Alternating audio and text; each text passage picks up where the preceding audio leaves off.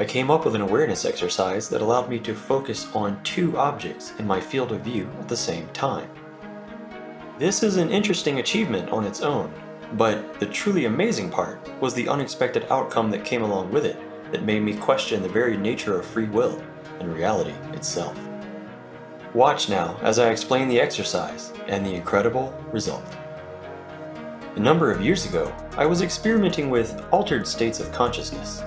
I believe the mode of perception I'm about to describe may be possible with only patience, determination, and the right technique, but just to be clear, this experience was chemically assisted. With that being said, in one of my profound states of mind, I determined that I should try to focus on two distinct objects at once. Essentially, I wanted to look at two different things in my field of view, both with the same level of clarity.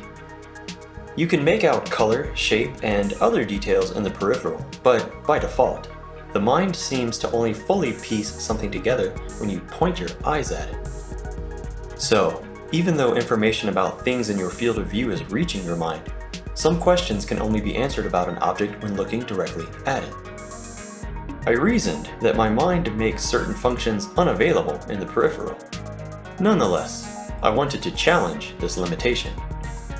What if there was a way to fully see an object in my field of view without moving my eyes? With this exercise, apparently it's possible. First, let's cover something important related to breathing. At least for me, during transitions between inhale and exhale, there's a brief moment where I switch my attention to breathing. Maintaining a persistent focus is absolutely essential to perform the exercise successfully. This break in concentration seems to interrupt the mental process required by the exercise. I'm hesitant to prescribe a certain way to breathe to prevent this from happening, but just realize that when you deliberately think about breathing, there's a momentary lapse in your concentration.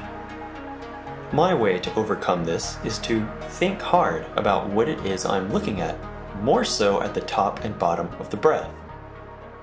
Basically, try to pay extra careful attention during these key moments. Additionally, you may find your peak awareness rises as you continue the exercise, and it's easy to get too excited and break concentration. However, the breathing style you use can likely help control this problem.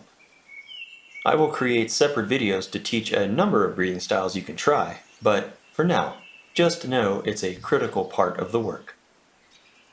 Now, let's talk about the exercise, which I call awareness stretching.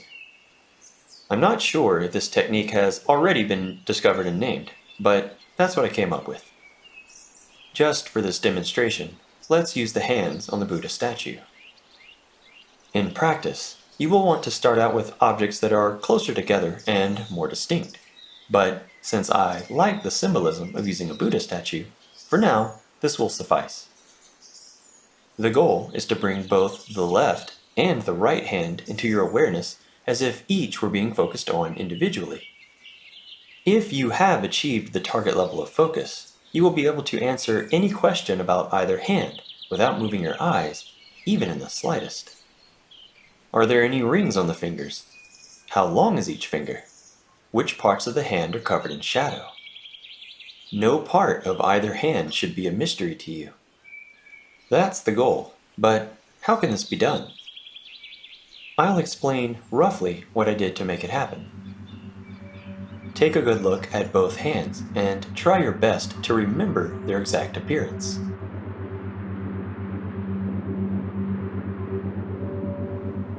Now, focus only on the right hand.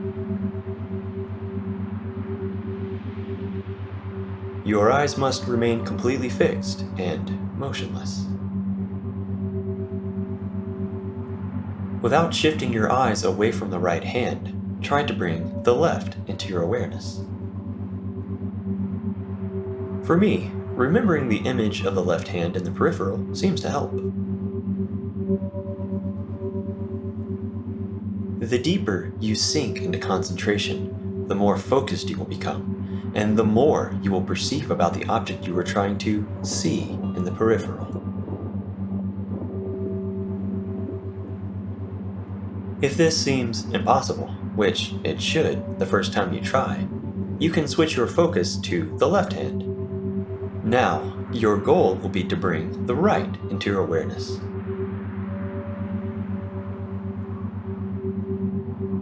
Expect to switch between each hand during the exercise many times. Every time you switch hands, immediately try to recall the appearance of the previous one without moving your eyes. You can also pick various middle points between the hands and try to perceive the nearest one.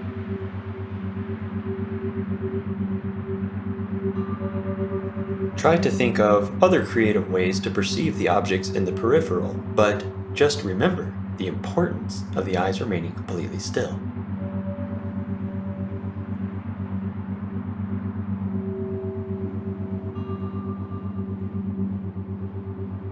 This way of perceiving things is very different from what you were used to, but eventually you'll break through the barrier. Think of this as stretching your awareness, similar to how you stretch your body.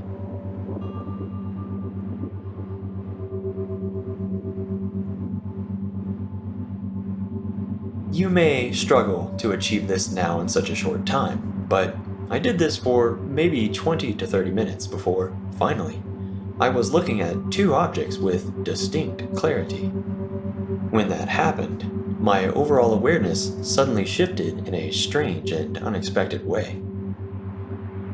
This is what I saw. A digital overlay consisting of green and red spinners, as I call them, came into my field of view. The visualization here isn't 100% accurate. They were more digital in appearance, a little smaller than pictured, had more variations, moved a little differently, and there were probably around 35 of them. Still, this is relatively close to what I saw. Strange, right? I did not see the spinners as part of the image. Instead, it was like seeing them as a separate part of my awareness, similar to having both the left and right hands in focus at the same time. The left hand was like the image, and the right was like the spinner overlay.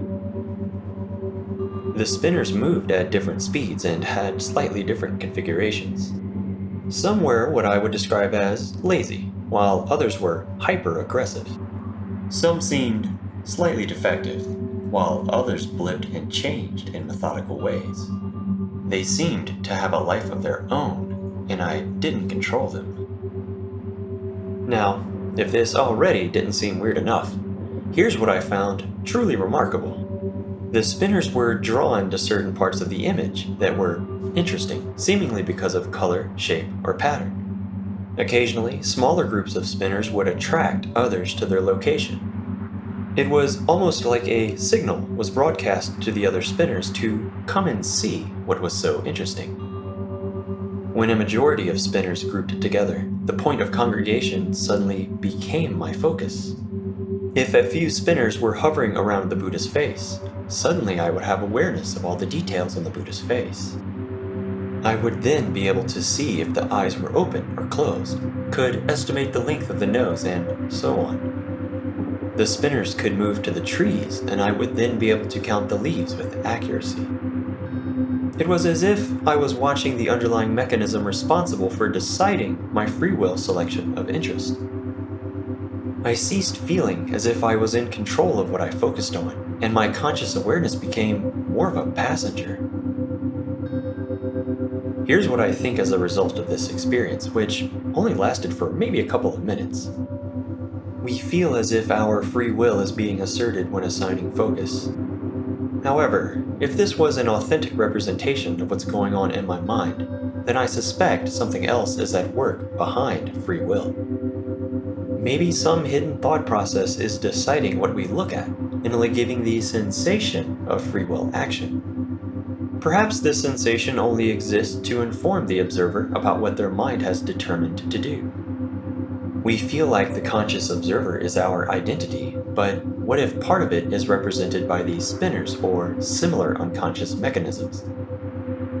The sensation of consciously choosing may just be some kind of illusion. Many questions come to mind with this realization. If some part of my mind truly has free will potential, could I possibly exert control over the spinners to easily observe multiple objects at once?